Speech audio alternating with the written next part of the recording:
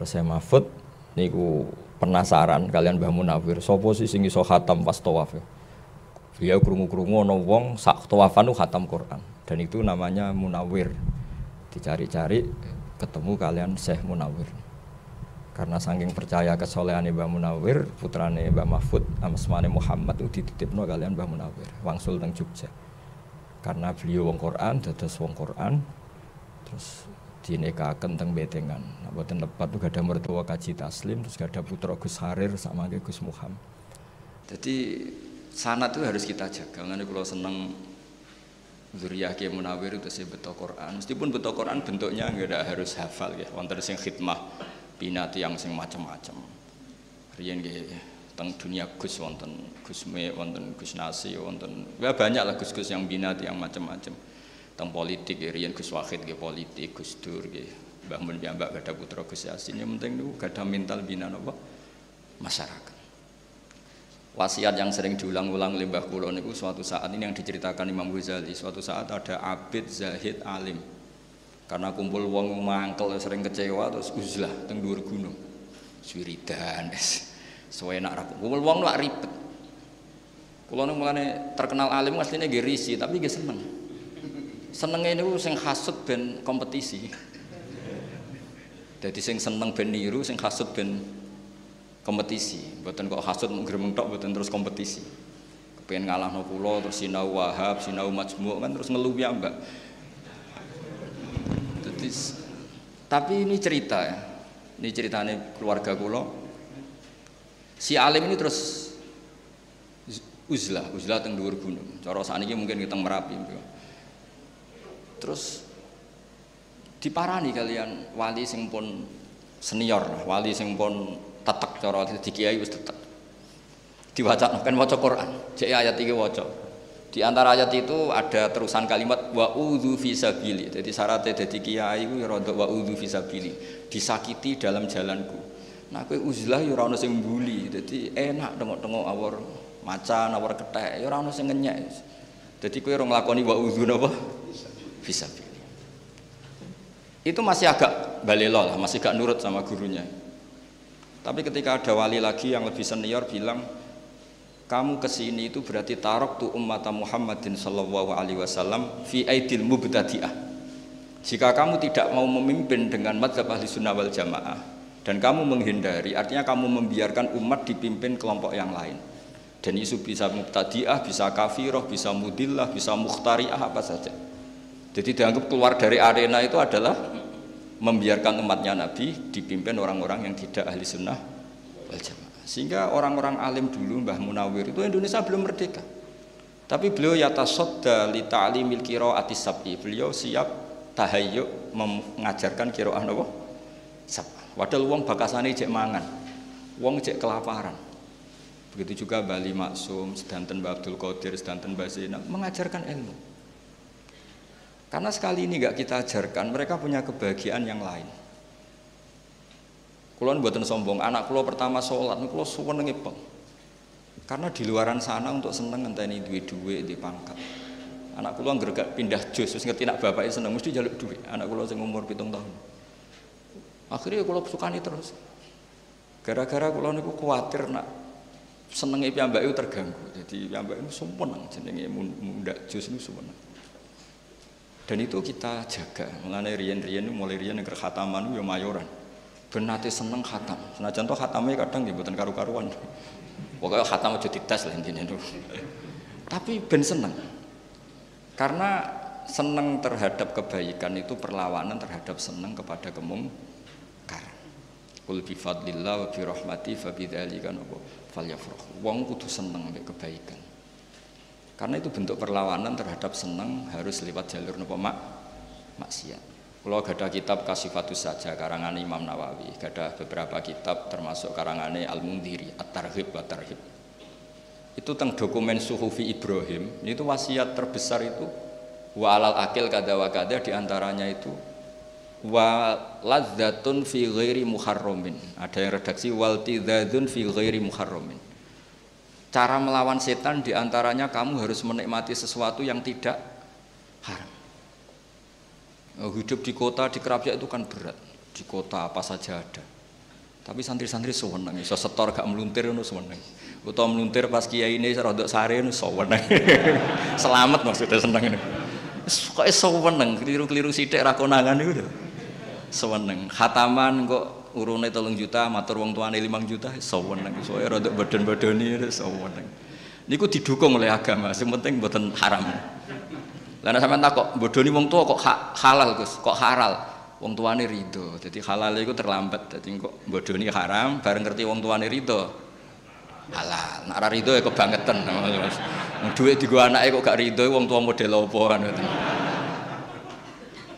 Terus jadi agama ini juga harus dikawal dengan adnal halal. Sehingga ya harus ada orang yang sholatnya cepat. Bukan karena kita mensyariatkan sholat cepat. Kalau semua orang itu sholat sempurna, akan dikira syarat sahnya harus seperti itu. Tapi harus ada adnal halal, sikap paling rendah, supaya orang tahu batas minimal. Sehingga ya sudah, tumak ninahnya sujud itu biqadri subhanallah, tumak ninahnya rukuk biqadri subhanallah piye, pokoknya subhanallah. Nanti makmume bingung saking napa cepet. Tapi punya efek positif, setan yo bingung apa godo jebule wis bar. Ibnu Abbas itu nak sholat cepet. Niku ditakoki, "Limada, kenapa kamu cepet?" Jare ubadiru wasa isa syaiton. Jadi setan cek toto-toto aku sholatnya wis bar. Tapi ini enggak bisa ditiru lho, niki cerita mawon maksudnya niki cerita. Sampeyan ra cocok nggih monggo, cocok nggih ampun lakoni niki wong. Karena kula nu nggih khusuk nak salat aja terus ngebayangno Gus Pak nak salat cepet mboten kula nak salat nggih khusuk. Setidaknya ukuran saya sendiri. Kula niki cerita, terus kula wau mengkonfirmasi berkali-kali wingi sing lepas Gus Najib, Kiai Najib niku Gus Hilmi dan dipersaksikan di depan orang banyak ya tentu waris-warisnya bertanggung jawab semua termasuk Gus Hamid, Gus Masudi dan semuanya. Kula tak cerita sekedap, itu tradisi leluhur. Orang Jawa itu kalau mau nikah setengah bulan maupun 1 bulan, kok keluarganya bapaknya meninggal itu kan diakadkan di depan jenazah. Itu dulu Rasulullah SAW ketika intaqala ila rafiqil a'la, bahasa halusnya meninggal untuk Nabi itu nama intaqala ila rafiqil a'la. Sudah pindah ke alam ar-rafiqil a'la. Itu pemaknaan ar-rafiqil a'la itu kita tidak pernah tahu, tapi sudah Nabi masyhur. Di antara kalimat yang terakhir beliau lafadzkan adalah Allahumma ar-rafiqal a'la. Kemudian Sayyidah Aisyah ngendikan, "Idzan la yakhtaruna." Kalau begitu Nabi enggak milih kita, tapi milih ar-rafiqal a'la. Ya kira-kira maknanya itu apa ya? Ya pokoknya begitu alamnya Allah Ta'ala sana di. Itu Nabi saya hitung, pernah tak hitung, wafat sekitar jam 10 siang hari Senin. Itu dimakamkan malam Rebu. Kalau kita menghitung itu berarti Senin, Selasa, Rebu. Tapi itu hitungan yang keliru. Kenapa keliru? Karena dengan menghitung seperti itu seakan-akan Nabi itu nyuwun sewu sahabat itu tidak melakukan syariatnya Rasulullah SAW, yaitu asri'u bil janazah. Janazah harus dipercepat. Tapi sahabat itu ngadepi sesuatu yang luar biasa, yaitu siapa pengganti Rasulullah. Rasulullah itu andaikan diganti Nabi Ibrahim saja itu masih kurang karena beliau Sayyidul Anbiya. Diganti Nabi Musa pun masih kurang karena Nabi ini ketua Sayyidul Anbiya. Apalagi nyuwun sewu trimo diganti seorang sahabat. Itu tidak gampang. Dan dalam pemilihan itu ada 3 kriteria. Kalau pernah sepuh menang Abbas. Karena Abbas ini pamannya Rasulullah SAW. Abbas ini saudaranya Sayyid Abdullah. Tapi problemnya Abbas, Islamnya secara lahir terlambat, yaitu beliau Islam setelah peristiwa Badar. Berarti secara lahir Islamnya kan ada mantu Sayyidina Ali dan Utsman. Ada poin berdasar poin. Kalau berdasar poin yang paling lama dari anak Nabi dan sudah dewasa yaitu Abu Bakrinis Siddiq. Ya secara lahir itu geger-geger, terus orang Ansor matur minna amir wa minkum amir. Ya sudah, setiap klan punya pemimpin sendiri. Geger-geger. Dan mereka ingin bahwa pergantian itu disaksikan setidaknya oleh jenazah Rasulullah SAW. Akhirnya rembuk-rembukan, terus Sayyidina Umar ini ketika ada rapat beliau datang. Siapa di antara kalian yang siap memimpin komunitas masyarakat? Wa fihim Abu Bakar. Yang diantara yang kalian pimpin itu ada yang bernama Abu Bakrin Siddiq. Mereka bilang ma'adzallah, kita tidak mungkin melakukan itu, memimpin orang yang bernama Abu Bakar Siddiq. Ya sudah, kalau kamu nggak mau dipimpin Abu Bakar ya harus mau beliau yang jadi pemimpin. Dan dulu orang masih waras sewaras-warasnya. Betul itu. Ukurannya itu unik. Kalau orang sekarang pasti menolak. Inna Rasulullah sallallahu alaihi wasallam radhiyalahu lidinina. Fanardo li amri dunyana. Ini Abu Bakar ketika Rasulullah masih sugeng disuruh mimpin sholat. Sholat itu luar biasa dan ibadah terbaik. Itu saja disuruh memimpin Abu Bakar. Apa meneh terima urusan dunia. Kalau ukuran itu dipakai sekarang mesti nggak mau semua. Iso wae sholatnya khusyuk tapi ora rohan, mesti kemana-mana lah. Tapi kalau dulu itu dipakai ukuran. Rasulullah itu ridho Abu Bakar menjadi pemimpin sholat. Dan sholat kayak apa? Posisinya dalam Islam imaduddin. Sholat adalah al-munajat, sholat adalah mi'raju arwahil mu'min. Luar biasa lah status. Itu saja dipimpinkan, disuruh mimpin siapa? Apa meneh terima urusan ini. Akhirnya mereka ridho semua dipimpin Abu Bakrinis. Kelar. Artinya kelar itu mereka ingin khilafah itu disaksikan jenazahnya Rasulullah SAW. Artinya adat-adat ketika bapak wafat masih ada jenazah beliau ya saya dinobatkan penggantinya. Dulu ketika buyut saya Kiai Zubaidi wafat ya putranya langsung dinobatkan. Begitu seterusnya adat-adat kiai. Jadi yang dilakukan Gus Ilmi itu sudah benar, memang adatnya diumumkan ketika belum dimakamkan.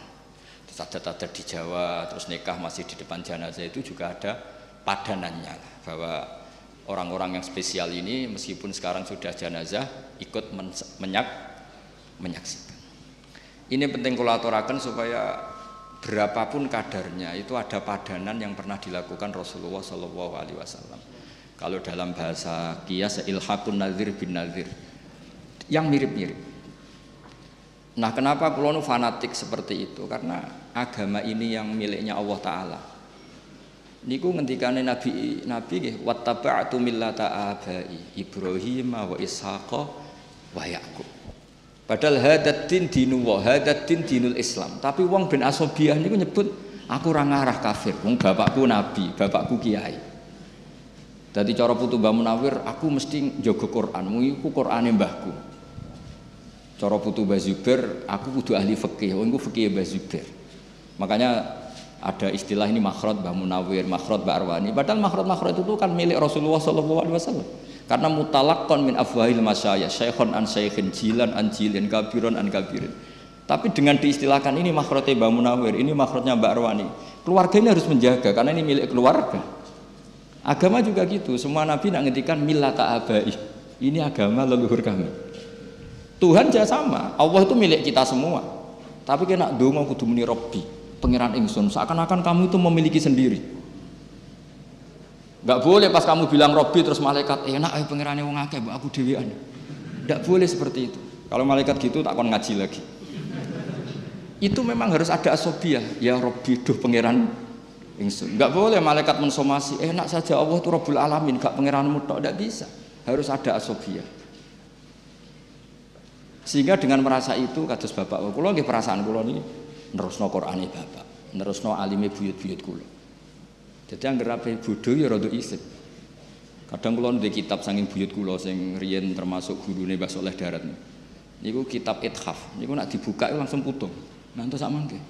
Akhirnya alhamdulillah atau tak buka, enggak tak buka ini putung. Tapi sebagai cucu yang baik saya beli ithaf baru, tak sinauni. Karena yang ini kalau tak buka mesti putung, saking lamanya. Ya lumayan kena gue teror sidik-sidik itu. Maksudnya gue teror, itu buyutmu dhisik iso maca kitab iku, kowe piye? Terus akhirnya ya rada keteror sidik-sidik akhirnya ya ngaji. Dan itu sunnah betul Pak para nabi. Terus kula suwun semuanya begitu. Di kalangan habaib ini ada Habib Sayyidi Barakbah yang namanya diluruskan Sayyid Umar, katanya Habib Sayyidi ini kenangan sama Sayyid Umar gimana dipanggil Mas muka Sayyidi. Terus Habib Umar bilang, gurunya Habib Umar Hafid, kalau kamu namanya Sayyidi saya harus manggil gimana? Beliau kan ya bingung karena beliau orang Arab. Ya tuanku kan. Jadi kalau di sini nggak apa kan, nggak pati do paham. Tapi bagi orang Arab kan nanti kalau Habib Umar panggil ya Sayyidi, orang-orang bilang, oh itu berarti bosnya Sayyid Umar. Jadi Ya para habaib ya seneng guyon ya rileks gitu. Supaya tadi farah billah. Jadi agama ini harus dinisbatkan kepada masing-masing supaya ada asobiyah. Dulu Said Ali Zainal Abidin itu orang kadang ada pengemis itu kan agak risih ya. Tapi Said Ali Zainal Abidin itu kalau ada pengemis ngasih uang itu marhaban biman hamala zadi ilal akhirah. Matur nuwun jong yo kowe sing nggawa sanguku ning akhirat. Jadi kalau ngasih orang itu dianggap apa ya? Nabung di bank akhirat. Nabi itu luar biasa cara men-set pikirannya. Pernah suatu saat Rasulullah tanya, "Ya Aisyah, sarapan jatah saya mana?" "Sudah tak kasihkan orang ya Rasulullah, habis." Nabi terus ngendikan, riwayat saya pakai mudzakkar ya karena rawinya sudah banyak yang mudzakkar. Wa hal laka mimmalika illa ma labista fa ablaita wa akalta fa afnaita wa tasaddaqta fa abqaita. Jadi kalau kamu sedekah pada orang lain itu hakikatnya justru kamu menyimpan uang itu. Jadi kalau kamu punya uang 1 miliar, kalau ingin masih ya yang 100 juta itu sedekahkan, itu yang masih. Suatu saat kalau kamu poya-poya dengan yang lain ada yang 100 juta masih karena kamu sedekahkan wa tasaddaqta fa abqaita. Jadi hakikat sedekah itu justru mengabadikan. Nah ini dimaksud wa ma tuqaddimu li anfusikum min khairin tajiduhu inda wa, justru yang sudah kamu kasihkan ini yang abadi. Sehingga dengan cara pandang seperti itu sedekah itu ringan karena kayak nabung. Terus kata Imam Ghazali, trik kedua, dan kamu jangan pernah mengira bahwa yang menerima sedekah itu bi ahwaja min hajati thawabi sedekah. Dan kamu jangan menganggap penerima sedekah itu lebih butuh kepada uang itu. Kamulah yang lebih butuh terhadap ajrus sedekah. Sehingga ketika kita memberi orang itu merasa kita ini utang jasa, karena dengan ada yang terima sedekah kita ditulis sebagai mutasaddiq, dan gara-gara itu kita nanti diberi pahala orang yang sedekah. Jadi makanya orang Jawa itu luar biasa kalau sedekah itu, tolong beb niki jenengan trimo, tolong yai niki jenengan trimo. Orang Jawa itu luar biasa didikan guru-guru kita. Kalau ngasih orang itu nak diterima itu matur nuwunnya bukan. Nah itu didikan yang diikhya. Jadi is matur nuwun kula tulung niki ditampi karena dia butuh sekali terhadap ajrus sedekah atau ajrul hadiah atau apalah. Nah dengan seperti itu kita kemungkinan itu la tubtilu shadaqatikum bil mani wal adha itu kecil. Bagaimana kita ngundat-ngundat wong kita yang untung. Nah, makanya tadi saya punya saran, orang itu harus asobiah, tapi asobiah yang baik. Karena kadang Quran juga ngajari seperti itu, man amila sholihan fali nafsih. Ketika saya sedekah 1 juta diterima orang itu, hakikatnya kan saya membela diri saya sendiri, kan tidak ada hubungannya dengan orang itu kan. Yang untung kan, tapi kan orang itu bisa jajan, bisa macam-macam, ya itu urusannya dia. Tapi saya beruntung karena dapat sawabus sedekah. Makanya Quran cara ngajari itu, semua orang itu kan rata-rata egois kan, mikir dirinya sendiri. Quran mengapresiasi itu. Man amila sholihan fali nafsi. In ahsantum li anfusikum wa in asatum fala. Saya ini kan termasuk kiai sering mulang dan kadang yo kesel mulang. Tapi yang greling, wah rak kenaan santriku tak ulang ilmu, ora sinau sing sinau aku cek kon mulang. Kadang-kadang yo mangkel. Kene sing sinau kangelan terus kono karek tampa mateng. Kadang yo didadekno buku didol macam-macam. Kadang-kadang ya rodok mangkel kadang-kadang. Tapi yang greling ikhlas juga jarane gede wis ikhlas wae lah. Jadi Quran itu ngendikan itu gampang sekali. Supaya kamu gampang ikhlas itu man amila sholihan fali nafsi, sudahlah kalau kamu ngamal kebaikan sebetulnya yang untung itu diri kamu bukan orang. Jadi ego itu penting. Ya barokahnya diistilahkan makhraj Mbah Munawir, zuriyahnya makhrajnya bagus-bagus. Seperti tadi ada Gus Kholaf Muhammad baca Yasin, barokahnya diistilahkan makhraj Mbak Arwani, makhraj putra-putranya santrinya bagus-bagus. Karena ada asobiyah. Ini warisan Mbah Nawawi, warisan Mbah Ali Masum. Barokahnya asobiyah itu orang ingin menjaga. Sehingga di sini pentingnya istilah millata abai Ibrahim wa Ishaq wa Yaqub. Ketika Nabi Yakub tanya sama anak-anaknya, ma ta'buduna min ba'di? Qalu na'budu ilahaka wa ilaha abaika Ibrahim wa Ismail wa Ishaq. Padahal Allah itu kan ilahal alamin bukan, tapi diistilahkan saya tetap menyembah Tuhanmu ya bapak saya. Dengan merasa itu kan merasa memiliki. Nah, di sini karangan habaib juga mengistilahkan thariqah alawiyah atau thariqah sadiliyah. Sebenarnya thariqah alawiyah itu ya ainut thariqah al-mansubah atau al-marwiyah min Rasulillah sallallahu alaihi wasallam. Tapi supaya orang itu merasa napa? Memiliki. Terus kula suwun nggih, kula ngapunten sangat, memang saya tidak punya rencana mau idhah, tapi kula ini takdim kalian keluarga besar mriki. Matur sak wontene, terus kula bersaksi Gus Najib itu orang baik. Kula beberapa kali panggih, terakhir nggih panggih acara Khalbah Munawir nggih kesami. Beberapa kali kula sowan dan beliau kenal bapak saya karena bapak kula nggih tiyang Quran nggih, guru-gurunya sama, ketemu yang sama. Istrine bapak kula nggih ibu kula nggih putune buyute gurune bapak. Terus gurune bapak niku didonatori bapake bapak, pokoke mbulet. Nek jare Gus Dar iku KKN. Karena kiai itu ya sudah, saya keluarga Lasem ya, masih keluarga dengan keluarga Gus Hilmi sama. Pokoknya matan dzurriatan ba'duha.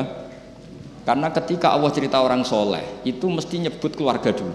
Ini tanpa ingin menyinggung yang tidak punya keluarga kiai. Nanti ketemu di Nabi Adam, sudah tenang saja. Ketika Allah nyebut orang baik itu mesti nyebut keluarga dulu, karena keluarga ini tidak gampang, menjaga keluarga baik ini juga tidak gampang. Ulaikal ladzina an'ama Allahu 'alaihim minan nabiyyin. Mesti disebut pertama itu asal usul min dzurriyyati Adam wa mimman hamalna ma'anu wa min dzurriyyati Ibrahim wa Israil. Menyebut leluhurnya, baru wa mimman hadaina wajtabaina. Jadi menyebut ini soleh barokah didikannya Ibrahim, Ismail, Ishak dan gini-gini. Baru wa mimman hadaina wajtabaina. Tapi siapa saja yang baik ya baik saja, tidak usah nunggu anaknya siapa. Tapi tetap orang baik ini disebut dulu. Kalau Gus Hamid hafal Quran karena putranya Mbak Abdul Qadir, karena putranya Mbak Munawir, putranya Mbak Abdul Rosad, putranya Mbak Hasan Basori. Terus disebut. Bukan karena tafakhur bil ansab boten.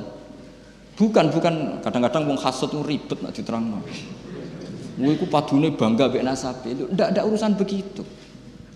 Menjaga anak soleh itu juga ndak gampang, sehingga Allah menghormati. Sehingga ketika ada seorang hulam yang punya kanzun min kunuzid dahab, itu dibela-bela Nabi Khidir, alasannya mau wakana abuhuma sholihah, diregani. Makanya kenapa kita mencintai habaib, karena ngeregani Kanjeng Nabi. Semua orang itu mesti disebut duriannya dulu. Itu semua misalnya kul aman nabila terus wa maunzil terus wa Ibrahim wa Ismail wa Ishaq wa Yaqub wal asbat. Itu disebut. Sehingga kalau kita ini setiap Allah cerita orang baik itu mesti nyebut asal usulnya dulu sebagai bentuk penghormatan, kayak tadi yang masyhur ulaikal ladzina an'ama Allahu 'alaihim minan nabiyyin min dzurriyyati Adam wa mimman hamalna. Karena Nabi Nuh ini berhasil mensterilkan kekafiran. Iya kan, setelah Nabi Adam ngosong bulet banyak. Ketika peristiwa Nuh semuanya orang itu mati kecuali orang 80 yang ikut. Jadi generasi kita ini sebetulnya sudah istilahnya agak Bani Adam lagi sebetulnya, dzurriyyataman hamalna man. Makanya istilah kita ini dua kali disebut Quran, kadang disebut ya Bani Adam, kadang disebut dzurriyyataman hamalna ma'anu. Karena fase kedua ini kita sudah dengan atas nama dzurriyyataman hamalna ma'anu, dan itu steril, sudah nggak ada yang min auladil kufar. Makanya disebut min dzurriyyati Adam wa mimman hamalna ma'anu. Disebut lagi wa min dzurriyyati Ibrahim wa Israil. Israil nama lain dari Nabi Yakub. Mboten Israil sing sakniki mboten ngono. Terus wa mimman hadaina wajtabaina. Terus kita cerita nasab itu bukan tafakhur, tabahi yang mentahkir, menghina nasab lain itu mboten. Ngregani leluhur. Ya, apa ngregani wong lain wis ribet golek donya dagang, anake kene diulang Quran. Barang kira asap meh mati, sana iki ini diulang kira napa? Sab'ah. Kadang ya mangkel, kula riyen diulang sab'ah niku kalian bapak diwarahi yo kadang mangkel gopo, tapi saiki jebule penting. Penting itu terus dadi alim ya lumayan, ana sing ngurmati, ana sing nyucup ya lumayan. Maksudnya dhisik ku iso gopo. Tapi gara-gara tadi, tapi misalnya orang tua kita terus gak gelem ngajari sedimbarno cul-culan. Mungkin kita sudah jadi ya segitulah, sudah nggak usah dijelaskan itu. Nah, gara-gara itu orang tua kita ini diregani oleh Allah Subhanahu wa Ta'ala. Wa kana abuhuma sholihah, itu dihormati. Itu dalam kitab Sayyid Muhammad diterangkan, padahal itu Abu Sabek, mbah ketujuh. Lu ya coba efek dari Mbah Munawir itu cucu keempat kelima masih dihormati. Efek dari Mbah Hasyim juga gitu. Apalagi Rasulullah SAW duriannya sampai kapanpun kita hormati. Makanya di antara ciri khas mazhab ahli sunnah itu wa nuhibbu ahlal bait wa nukrimu ahlal bait wa nukrimu jami'as sahabah wa nukrimul masyayikh wa nukrimu semuanya, menghormati para guru, para. Jadi ingat ya, saya mohon teman-teman yang baca Quran itu entah berapa kadarnya diangen-angen. Ternyata kita pernah disebut 2 kali. Pertama ya Bani Adam, tapi setelah itu habis. Yang masih hanya samanina yang ikut hamalna ma'ana.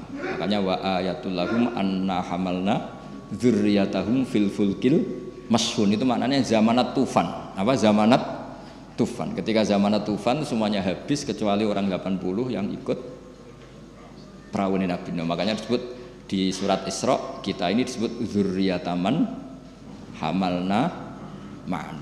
Dan tadi wa mimman hamalna ma'an, terus wa min dzurriyyati Ibrahim wa Israila, terus wa mimman hadaina wajtabaina. Terus kula suwun apa nggih penghormatan pada Gus Najib, nggih jenengan dongakno anak putu sedanten santri sedanten niru jejak-jejak menapa para beliau. Wattaba'tu napa?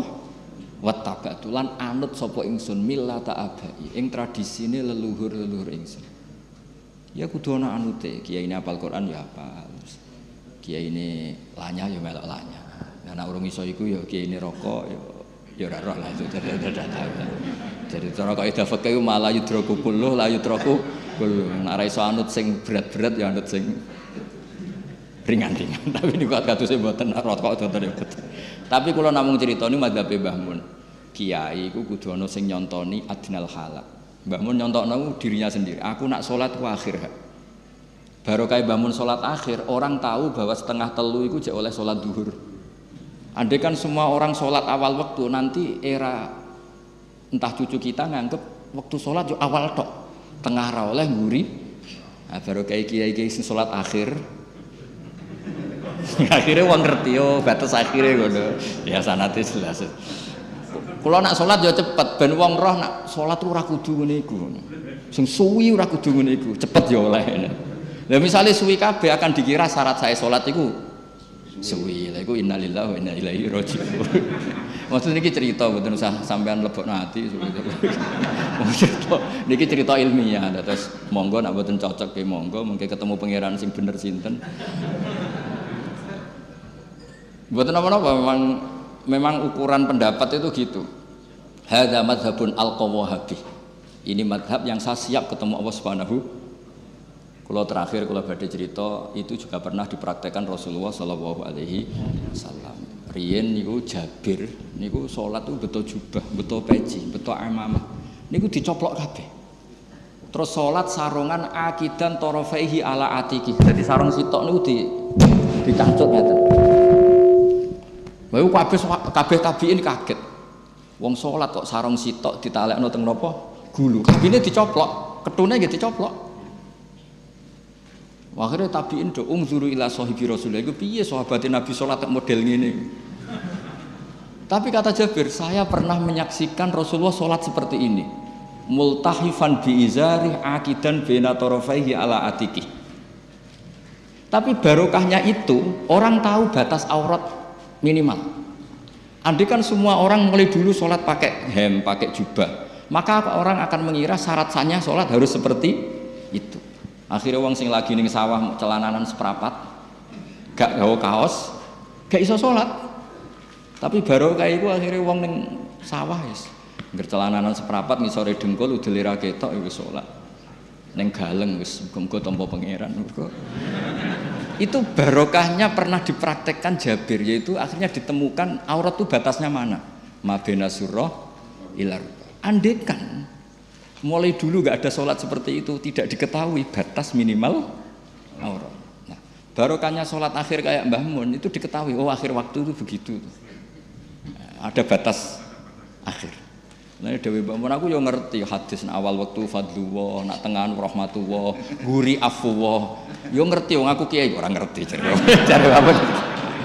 Tapi yo wis guling-gilingan, nak sholat itu ora kudu ning terus dia murid kados kula ya sanut sing gampang-gampang mawon ngono. Terus dia penggemar kok jenengan wis padha wae lah.